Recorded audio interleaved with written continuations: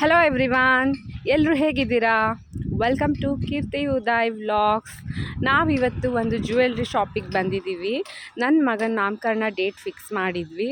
So ಅವನಿಗೊಂದು ಸ್ವಲ್ಪ silver ಮತ್ತು ಗೋಲ್ಡ್ನ ತೊಗೊಳ್ಳೋಣ ಅಂತ ನಾನು ಮತ್ತು ಮಮ್ಮಿ ಪಾಪನ್ನ ಕರ್ಕೊಂಡು ಇವತ್ತು ಟೌನಿಗೆ ಬಂದಿದ್ವಿ. ಪಾಪುಗೆ ಸೊಂಟಕ್ಕೆ ಹಾಕೋ ಉಡ್ದಾರ, ಕೈ ಬಳೆ ಮತ್ತು ಕಾಲು ಕಡ್ಗ, ಒಂದು ಫಿಂಗರ್ ರಿಂಗು ಎಲ್ಲ ನೋಡ್ತಾ ಇದ್ವಿ. ಕಲೆಕ್ಷನ್ಸು ಚೆನ್ನಾಗಿದೆ. ಸೊ ಯಾವುದು ಸೂಟ್ ಆಗುತ್ತೆ ಅವನಿಗೆ ಅಂತ ನೋಡ್ತಾ ಇದ್ವಿ. ಅವನಿಗೆ ಹಾಕಿ ನೋಡಿದ್ರೇ ಗೊತ್ತಾಗುತ್ತೆ ಅಂತ ಅವ್ರು ಹೇಳಿದ್ರು. ಸೊ ಮಮ್ಮಿ ಹಾಕ್ತಾಯಿದ್ರು. ನನ್ನ ಮಗನಿಗೆ ಈಗ 5 ಮಂತ್ಸ್ ಕಂಪ್ಲೀಟ್ ಆಗಿದೆ. ಹಾಗಾಗಿ ನಾವು ನಾಮಕರಣನ ನಾವು ಅಲ್ಲೇ ಇಟ್ಕೊಂಡಿದ್ದೀವಿ. ಮಮ್ಮಿ ಮನೆಯಿಂದ ಈಗ ಹಸ್ಬೆಂಡ್ ಮನೆಗೆ ನಾವು ಹೊರಡ್ತೀವಿ. ಹಾಗಾಗಿ ಎಲ್ಲ ಮನೇಲಿ ತಂದುಬಿಡೋಣ ಅಂತ ಹೇಳಿದ್ರು. ಹಾಗಾಗಿ ಬಂದಿದ್ವಿ. ಪಾಪುಗೆ ಹೊರಗಡೆ ಕರ್ಕೊಂಡು ಹೋಗೋದಂದರೆ ತುಂಬ ಎಕ್ಸೈಟ್ ಆಗಿರ್ತಾನೆ. ಸುಮ್ಮನೆ ಸೈಲೆಂಟಾಗಿ ನೋಡ್ತಾ ಇರ್ತಾನೆ, ಎಲ್ಲ ಅಬ್ಸರ್ವ್ ಮಾಡ್ತಾ ಇರ್ತಾನೆ. ಸೊ ಅವನದೇನೂ ಪ್ರಾಬ್ಲಮ್ ಇಲ್ಲ. ಸುಮ್ಮನೆ ನಾವು ನಮ್ಮ ಪಾಡಿಗೆ ನಾವು ಸೆಲೆಕ್ಟ್ ಮಾಡ್ತಾ ಇದ್ವಿ. ನಾವು ನೋಡಿದ ಜ್ಯುವೆಲ್ಸು ತುಂಬ ಕಾಸ್ಟ್ಲಿ ಇತ್ತು. ನಾನು ಬೇಡ ಬೇರೆದು ತೊಗೊಳ್ಳೋಣ ಅಂದೆ. ಬಟ್ ಮನೇಲಿ ಇಲ್ಲ ಬೇಡ ಪರವಾಗಿಲ್ಲ, ಪಾಪುಗೆ ಅದೇ ಇರಲಿ, ತುಂಬ ಚೆನ್ನಾಗಿ ಕಾಣುತ್ತೆ ಅಂತ ಹೇಳಿದ್ರು. ಆ್ಯಕ್ಚುಲಿ ತುಂಬ ಚೆನ್ನಾಗಿ ಕಾಣಿಸ್ತಾ ಇತ್ತು. ಸೊ ನಾನು ಅದೇ ಇರಲಿ ಅಂತ ಅಂದೆ. ನಾನು ಅಂದ್ಕೊಂಡಿರೋ ಥರನೇ ನನಗೆ ಸಿಕ್ತು. ಯಾವ ಥರ ಬೇಕಿತ್ತು ಅಂತ ಅದೇ ಥರನೇ ಸಿಕ್ತು ನನಗೆ. ಇವಾಗಿರೋ ಗೋಲ್ಡ್ ರೇಟ್ ಮತ್ತು ಸಿಲ್ವರ್ ರೇಟ್ಗೆ ನಮಗೆ ಏನು ತೊಗೋಬೇಕು ಏನು ತೊಗೋಬಾರ್ದು ಅಂತಲೇ ಗೊತ್ತಾಗಲ್ಲ. ಏನು ಮಾಡೋಕ್ಕಾಗಲ್ಲ. ಫಂಕ್ಷನ್ನು ಪಾಪುಗೆ ಅಂತ ಬಂದಾಗ ನಾವು ಸುಮ್ಮನೆ ಇರೋಕ್ಕಾಗೋದಿಲ್ಲ, ತೊಗೊಳ್ಳೇಬೇಕಾಗುತ್ತೆ. ನಾನು ಪಾಪನ ಹತ್ರ ಅದನ್ನೇ ಕೇಳ್ತಾ ಇದ್ದೆ, ಇಷ್ಟೆಲ್ಲ ಪ್ರೈಸ್ ಇದೆಯಾ, ತುಂಬ ಜಾಸ್ತಿ ಆಯ್ತಲ್ವಾ ಅಂತೆಲ್ಲ ಹೇಳ್ತಾ ಇದ್ದೆ. ಅವರು ಪಾಪುಗೆ ಅಲ್ವಾ ಇರಲಿ ಬಿಡು ಅಂತ ಹೇಳ್ತಾಯಿದ್ರು. ಈಗಂತೂ ಗೋಲ್ಡ್ ಶಾಪಲ್ಲಿ ಸ್ವಲ್ಪನೂ ಬಾರ್ಗೇನ್ ಮಾಡೋಕ್ಕಾಗಲ್ಲ. ಎಷ್ಟಿದೆಯೋ ಅಷ್ಟೇ ಕೊಟ್ಟು ತೊಗೊಬರ್ಬೇಕು. ಸೊ ನಾವು ಸೆಲೆಕ್ಟ್ ಮಾಡಿದ್ನೆಲ್ಲ ಬಿಲ್ ಮಾಡಿಸ್ತಾ ಇದ್ವಿ ಫೈನಲಿ. ಪಾಪುಗೆ ಫುಲ್ ಟಯರ್ಡ್ ಆಗಿತ್ತು. ಕರ್ಕೊಂಬಂದು ತುಂಬ ಹೊತ್ತಾಗಿದ್ದರಿಂದ ಅವನಿಗೆ ನಿದ್ದೆ ಬರ್ತಾಯಿತ್ತು. ಹಾಗೆ ಎತ್ಕೊಂಡು ಆಟ ಆಡಿಸ್ತಾ ಇದ್ದೆ. ಪಾಪುಗೆ ಫುಲ್ಲು ನಿದ್ದೆ ಬರ್ತಾಯಿತ್ತು. ನಾನು ಬಿಡ್ತಾನೆ ಎಲ್ಲ ಆಟ ಆಡಿಸ್ತಾ ಇದ್ದೆ ಅವನಿಗೆ. ಮಮ್ಮಿ ಆ ಕಡೆಯಿಂದ ನಗಾಡಿಸ್ತಾ ಇದ್ದರು. ಅವನ ಜೊತೆ ಹಾಗೆ ಒಂದು ಸೆಲ್ಫಿ ತಗೋತಾ ಇದ್ದೆ. ಎಲ್ಲ ಬಿಲ್ ಮಾಡಿಸ್ಕೊಂಡು ಫೈನಲಿ ನಾವು ಮನೆಗೆ ಹೊರಟ್ವಿ. ಯಾವ ಥರದ್ದೆಲ್ಲ ತೊಗೊಂಡ್ವಿ ಅಂತ ನಾನೇನು ವೀಡಿಯೋ ಮಾಡ್ಕೊಂಡಿಲ್ಲ. ನೆಕ್ಸ್ಟ್ ಯಾವಾಗಾದರೂ ನಾನು ನಾಮಕರಣ ವ್ಲಾಗಲ್ಲಿ ನೀವೇ ನೋಡ್ತೀರಾ, ನಾನು ಹಾಕಿರ್ತೀನಲ್ವ. ಸೊ ಇಲ್ಲಿಂದ ಹಾಗೆ ಮನೆಗೆ ಹೋಗಿ ಸ್ವಲ್ಪ ಎಲ್ಲ ರೆಸ್ಟ್ ಮಾಡ್ಕೊಂಡ್ವಿ. ಹಂಗೆ ಈವ್ನಿಂಗು ಪಾಪು ಜೊತೆ ಅವನಿಗೆ 5 ಮಂತ್ ಕಂಪ್ಲೀಟ್ ಆಗಿತ್ತಲ್ಲ. ಸೊ ಒಂದು ಫೋಟೋಶೂಟ್ ಮಾಡೋಣ ಅಂತ ಪಾರ್ಕಿಗೆ ಹೋಗಿದ್ವಿ. ಎವ್ರಿ ಮಂತು ಪಾಪುಗೆ ನಾನು ಮನೆಯಲ್ಲೇ ಹಾಗೆ ಫೋಟೋಶೂಟ್ ಮಾಡ್ತಾ ಇರ್ತಿದ್ದೆ. ಸೊ ಈ ಸಲ ಚೇಂಜ್ ಇರಲಿ ಅಂತ ನಂದು ಒಂದು ಫೋಟೋ ಇರಲಿ ಅಂತ ತೆಗೆಸ್ಕೊಳ್ಳೋಣ ಅಂತ ಬಂದಿದ್ವಿ. ಪಾಪುಗೆ ಫೋಟೋ ತೆಗಿಬೇಕು ಅಂದರೆ ಒಂದು ದೊಡ್ಡ ಟಾಸ್ಕು. ನಗ್ಸೋಕ್ಕೆ ಕಷ್ಟಪಡಬೇಕು. ಸೊ ನಾನಂತೂ ಒಂದು ಫೋಟೋ ಪರ್ಫೆಕ್ಟ್ ಬರೋವರೆಗೂ ಬಿಡೋದೇ ಇಲ್ಲ. ಸಮಾಧಾನ ಮಾಡಿ ಅವನಿಗೆ ಸುಧಾರಿಸಿ ಒಂದು ಫೋಟೋ ತೆಕ್ಕೊಳ್ಳೋಕ್ಕೆ ಕಷ್ಟಪಡ್ತೀನಿ. ಬಟ್ ಫೈನಲಿ ನನಗೆ ಫೋಟೋ ಚೆನ್ನಾಗಿ ಬರುತ್ತೆ. ನಾನು ಅಲ್ಲಿ ತನಕ ನಾನು ನಿಲ್ಲಿಸೋದಿಲ್ಲ. ಆಮೇಲೆ ಹಂಗೆ ವೀಡಿಯೋ ಕ್ಲಿಪ್ಸ್ ಕೂಡ ತಗೊಳ್ತಾ ಇದ್ವಿ. ನನಗೆ ಜಾಸ್ತಿ ಫೋಟೋಸ್ ತಗೊಳ್ಳೋದು, ವೀಡಿಯೋಸ್ ತಗೊಳ್ಳೋದು, ಮೆಮೊರೀಸ್ನ ಕ್ರಿಯೇಟ್ ಮಾಡೋದು ನಂಗೆ ತುಂಬ ಇಷ್ಟ. ನನಗೆ ಆವಾಗವಾಗ ಅದನ್ನ ನೋಡ್ತಾ ಇದ್ದರೆ ನನಗೆ ಏನೋ ಒಂಥರ ಖುಷಿ ಸಿಗ್ತಾ ಇರುತ್ತೆ. ಸೊ ಹಾಗಾಗಿ ನಾನು ಯಾವಾಗಲೂ ಅಷ್ಟೇ, ಎಲ್ಲೇ ಹೋದರೂ ನಾನು ಫೋಟೋಸು ಮತ್ತು ವೀಡಿಯೋಸ್ನ ಆದಷ್ಟು ನಾನು ಕ್ಯಾಪ್ಚರ್ ಮಾಡೋಕ್ಕೆ ಟ್ರೈ ಮಾಡ್ತೀನಿ. ಅದೊಂದು ಮೆಮೊರಿ ಒಂದು ಸಲ ತೊಗೊಂಡಿಟ್ಕೊಂಡ್ರೆ ಸೊ ಯಾವಾಗಲೂ ನೋಡ್ತಾ ಇರ್ಬೋದು, ಒಂದು ಖುಷಿ ಇರುತ್ತೆ. ಸ್ವಲ್ಪ ಹೊತ್ತು ಪಾರ್ಕಲ್ಲಿ ಪಾಪುನ ಕೂರಿಸ್ಕೊಂಡು ಹಾಗೆ ಟೈಮ್ ಸ್ಪೆಂಡ್ ಮಾಡಿಕೊಂಡು ಮನೆಗೆ ಹೋದ್ವಿ.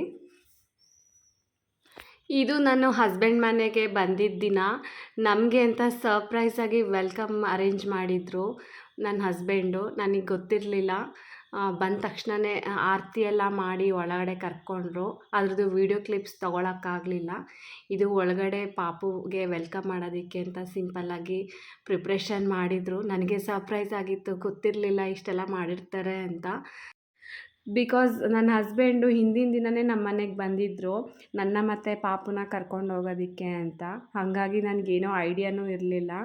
ಎಲ್ಲ ಸೇರಿಕೊಂಡು ಸಿಂಪಲ್ಲಾಗಿ ಮಾಡಿದರು. ನನ್ನ ಹಸ್ಬೆಂಡು ಎಲ್ಲ ಅವರಿಗೆ ಹೇಳಿದರು ಸಿಂಪಲ್ಲಾಗಿ ಅರೇಂಜ್ ಮಾಡಿರಿ ಅಂತ.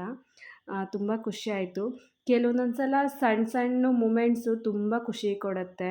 ಎಕ್ಸ್ಪೆಕ್ಟೇ ಮಾಡಿರಲ್ಲ. ಸೊ ಆ ಥರ ಮಾಡಿದಾಗ ಏನೋ ಒಂಥರ ಖುಷಿ ಅನಿಸುತ್ತೆ. ಆಫ್ಟರ್ ಲಾಂಗ್ ಟೈಮು ನಾನು ನನ್ನ ಮಗಳನ್ನ ಬಿಟ್ಟಿದ್ದೆ. ಸೊ ಬಂದ ಕೂಡಲೇ ನನಗೆ ಅವಳೇ ವೆಲ್ಕಮ್ ಮಾಡಿದ್ಲು. ನಂಗೆ ಸಖತ್ ಎಮೋಷ್ನಲ್ ಆಯಿತು. ಯಾಕಂದರೆ ಸಣ್ಣ ಪಾಪುನ ಬಿಟ್ಟು ನಾನು ಆಲ್ಮೋಸ್ಟ್ 2 ಮಂತ್ಸ್ ಆಗಿತ್ತು ನಾನು ಅವಳನ್ನ ಬಿಟ್ಟಿದ್ದು. ಯಾವಾಗ ಅವಳನ್ನ ನೋಡ್ತೀನೋ ಅನ್ನೋ ಒಂದು ನನಗೆ ಖುಷಿ ಅದು ಹೇಳೋಕ್ಕೆ ಆಗಲ್ಲ, ಅಷ್ಟು ಇತ್ತು. ಅವಳು ಅಷ್ಟೇ ಬಂದ ಕೂಡಲೇ ನಮಗೆ ಅಷ್ಟು ವೆಲ್ಕಮ್ ಮಾಡಿದ್ಲು. ಅಷ್ಟು ಮೆಮೊರಿ ಅವಳಿಗೆ. ಪಾಪುನ ಎತ್ಕೊಳ್ಳೋಕ್ಕೆ ತುಂಬ ಎಕ್ಸೈಟ್ಮೆಂಟಲ್ಲಿದ್ಲು. ತಮ್ಮ ತಮ್ಮ ತಮ್ಮ ಅಂತ ತುಂಬ ಆಸೆ ಪಡ್ತಾಳೆ. ತಮ್ಮ ಅಂದರೆ ತುಂಬ ಇಷ್ಟ. ನನಗೂ ಇಬ್ಬರು ಜೊತೆಗಿರೋದು ನೋಡಿ ನಂಗೆ ಸಖತ್ ಖುಷಿ ಆಯಿತು. ತುಂಬ ದಿನ ಆಗಿತ್ತಲ್ವ ನನ್ನ ಮಗಳನ್ನ ನೋಡಿದೆ. ನಾವು ಅಲ್ಲಿಂದ ಮಾರ್ನಿಂಗು ಒಂದು 10:30 11 ಹಾಗೆ ಹೊರಟಿದ್ವಿ. ಕಾರಲ್ಲೇ ಬರೋದ್ರಿಂದ ಆರಾಮಾಗಿ ಬರ್ಬೋದು, ಜಾಸ್ತಿ ಏನು ಟಯರ್ಡ್ ಅನಿಸಲ್ಲ. ಇಲ್ಲಿಗೆ ಬರೋಷ್ಟರಲ್ಲಿ ನಮ್ಗೆ ಆಲ್ರೆಡಿ 1 1:30 ಆಗೋಗಿತ್ತು. ಸೊ ಹಾಗೆ ಸ್ವಲ್ಪ ಹೊತ್ತು ಕೂತ್ಕೊಂಡು ಎಲ್ಲರ ಜೊತೆನೂ ಮಾತಾಡ್ತಾ ಇದ್ವಿ. ಮನೆಯಿಂದ ಬರ್ತಾ ಮಮ್ಮಿನೂ ನಮ್ಮ ಜೊತೆನೇ ಹೊರಟರು. ಅವರಿರೋದ್ರಿಂದ ನನಗೆ ಪಾಪು ನೋಡ್ಕೊಳ್ಳೋಕ್ಕೆ ಅಷ್ಟೇನು ಕಷ್ಟ ಅನ್ನಿಸ್ಲಿಲ್ಲ. ಕಾರಲ್ಲಿ ಆರಾಮಾಗಿ ಬಂದ್ವಿ. ನಮ್ಮನ್ನು ವೆಲ್ಕಮ್ ಮಾಡೋದಕ್ಕೆ ಕೇಕ್ ಕೂಡ ರೆಡಿ ಇತ್ತು. ಪಾಪ ಎಲ್ರೂ ಇಷ್ಟು ಖುಷಿಯಿಂದ ನಮ್ಮನ್ನು ವೆಲ್ಕಮ್ ಮಾಡೋದಕ್ಕೆ ಕೇಕ್ನೆಲ್ಲ ತಂದು ರೆಡಿ ಮಾಡಿ ವೆಯ್ಟ್ ಮಾಡ್ತಾಯಿದ್ರು. ನನ್ನ ಮಗಳಿಗೆ ಕೇಕ್ ನೋಡಿದ ತಕ್ಷಣ ಎಕ್ಸೈಟ್ಮೆಂಟ್ ಸ್ಟಾರ್ಟ್ ಆಗಿಬಿಡುತ್ತೆ. ಹ್ಯಾಪಿ ಮಾಡೋಣ ಅಂತಾಳೆ. ಸೊ ಅವಳ ಕೈಲೇ ಕೇಕ್ ಕಟ್ ಮಾಡಿಸ್ತಾ ಇದ್ವಿ. ಪಾಪುಗೆ ತಂದಿರೋ ಕೇಕ್ನ ಅವಳೇ ಕಟ್ ಮಾಡ್ತಾಯಿದ್ಲು. ಕೇಕ್ ಕಟ್ ಮಾಡಿ ಫಸ್ಟ್ ಅವಳೇ ಕೇಕ್ ತಿನ್ನಬೇಕು, ಆವಾಗಲೇ ಅವಳಿಗೆ ಖುಷಿ ಆಗೋದು. ಸೊ ನಾನು ಕೇಕ್ ಕಟ್ ಮಾಡಿ ಅವಳಿಗೆ ತಿನ್ನಿಸ್ದೆ, ಅವಳು ನನಗೆ ತಿನ್ನಿಸಿದ್ಲು. ಥ್ಯಾಂಕ್ ಯು ಸೋ ಮಚ್ ಎಲ್ರಿಗೂ. ಎಲ್ಲರೂ ನನಗೋಸ್ಕರ ಪಾಪುಗೋಸ್ಕರ ಬಂದು ಡೆಕೋರೇಷನ್ ಮಾಡಿ ಇಷ್ಟೆಲ್ಲ ಅರೇಂಜ್ಮೆಂಟ್ ಮಾಡಿದ್ರಿ. ತುಂಬ ಖುಷಿ ಆಯಿತು. ತುಂಬ ಜನ ಪಾಪುಗಳಿದ್ರು. ನನ್ನ ಪಾಪುನು ಎಲ್ಲರನ್ನೂ ಹೊಸ್ದಾಗಿ ನೋಡ್ತಾ ಇದ್ರಿಂದ ಅವನು ಎಲ್ಲರನ್ನೂ ನೋಡ್ತಾನೇ ಇದ್ದ, ಯಾರ್ಯಾರು ಹೊಸ ಫೇಸ್ಗಳು ಅಂತ. ಸೊ ಟೈಮ್ ಹೋಗಿದ್ದೇ ಗೊತ್ತಾಗಿಲ್ಲ. ಲಾಸ್ಟಲ್ಲಿ ಪಾಪುದು ನನ್ನ ಮಗಳದು ಇಬ್ರದ್ದು ಫೋಟೋಸು ವೀಡಿಯೋಸು ಈ ಥರ ಶೂಟ್ ಮಾಡ್ತಾಯಿದ್ವಿ. ಅವನಿಗೆ ಕುತ್ಕೊಳ್ಳೋಕೆ ಬರೋದಿಲ್ಲ ಇನ್ನು, ಆದ್ರೂ ಸಪೋರ್ಟ್ ಮಾಡಿ ಕೂರಿಸಿದ್ವಿ. ಇಬ್ಬರು ಆರಾಮಾಗಿ ಕುತ್ಕೊಂಡು ಸ್ಮೈಲ್ ಮಾಡ್ತಾಯಿದ್ರು. ಲಾಸ್ಟಲ್ಲಿ ಎಲ್ರೂ ಕರೆದು ಒಂದು ಗ್ರೂಪ್ ಫೋಟೋ ತೊಗೊಳ್ಳೋಣ ಅಂತ ತೊಗೊಳ್ತಾ ಇದ್ವಿ. ಈ ವ್ಲಾಗ್ ನಿಮ್ಗೆಲ್ಲರಿಗೂ ಇಷ್ಟ ಆದರೆ ಲೈಕ್ ಮಾಡಿ, ಶೇರ್ ಮಾಡಿ ಮತ್ತು ಸಬ್ಸ್ಕ್ರೈಬ್ ಮಾಡಿ. ನೆಕ್ಸ್ಟು ಇನ್ನೂ ಒಳ್ಳೊಳ್ಳೆ ವ್ಲಾಗ್ಸ್ ಮಾಡೋಕ್ಕೆ ಟ್ರೈ ಮಾಡ್ತೀನಿ. ಸಪೋರ್ಟ್ ಮಾಡ್ತಾಯಿರಿ. ಈ ವ್ಲಾಗ್ನ ಇಲ್ಲಿಗೆ ಎಂಡ್ ಮಾಡ್ತೀನಿ. ಥ್ಯಾಂಕ್ ಯು ಎಲ್ಲರಿಗೂ.